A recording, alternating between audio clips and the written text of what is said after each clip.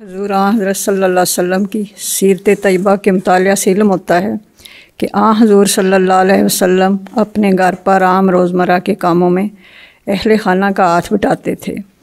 دیکھا گیا ہے کہ اکثر مرد گھر پر اہل خانہ کی مدد نہیں کرتے۔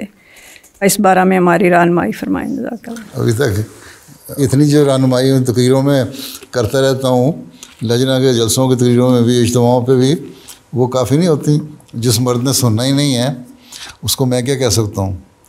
جو مرد اللہ کا حکم نہیں مانتا، نمازیں پڑھنے کا، قرآن پڑھنے کا، اللہ رسول کا حکم نہیں مانتا، اس نے میری بات کیا ماننی ہے؟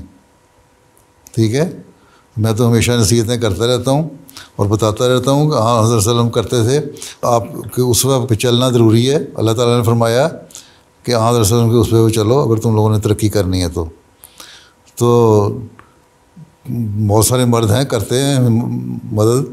ابھی میں نے کہا بچوں کی تربیت کے بارے میں بھی کہ اپنے نمونے دونوں کو دکھانے ہوں گے، گھروں کے ماحول کو خوشگوار رکھیں گے تو نمونے قائم رہیں گے نا۔ اور وہ خوشگوار اسی صورت میں ہو سکتے ہیں کہ جہاں مجبوری ہے وہاں مرد کو پھر عورت کا ہاتھ بٹانا چاہیے، اور اگر نہیں بٹاتے تو وہ غلط کرتے ہیں۔ نصیحت کا جہاں تک سوال ہے، نصیحتیں تو بے شمار پہلے بھی کی جا چکی ہیں، ہوتی بھی رہتی ہیں اور آئندہ بھی ہوتی رہیں گی، پر یہ دعا کیا کریں کہ آپ کے مرد جو ہیں ان نصیحتوں پہ عمل کرنے والے ہوں۔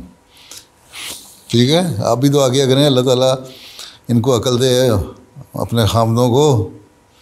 ٹھیک ہے، خود بھی دعا کریں اور حق ادا کریں۔ آپ کی شاید شرم آ جائے کسی کو، جب کوئی سوائے اس کے کہ بہت ہی کوئی بے شرم ہو تو نہیں آئے گی، باقی تو آ ہی جائے گی۔ ٹھیک ہے۔